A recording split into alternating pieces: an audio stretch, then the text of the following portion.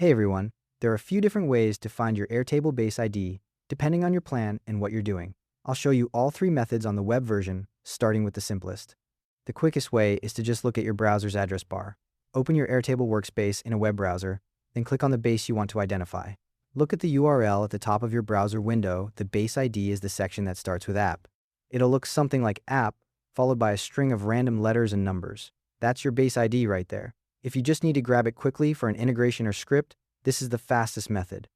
If that doesn't work for your situation or you need more information about the base, the next method is through the API documentation. Open the base you need the ID for, then look for the Help button near the top right of your screen. Click on it, and you'll see a menu with an option for API documentation. It might show as API documentation or with angle brackets before it.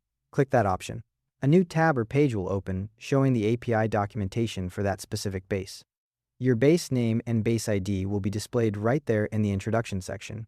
The base ID will be the string of characters that appears after /v0 / in the URL or documentation. It starts with app just like in the first method.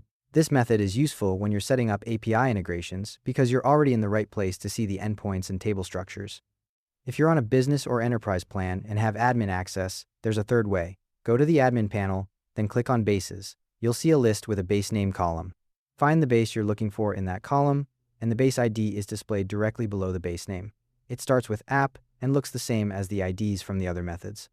This method only works if you have the right plan and permissions, but it's handy if you need to find IDs for multiple bases at once. Whichever method you use, remember to keep your base ID confidential like you would with an API key.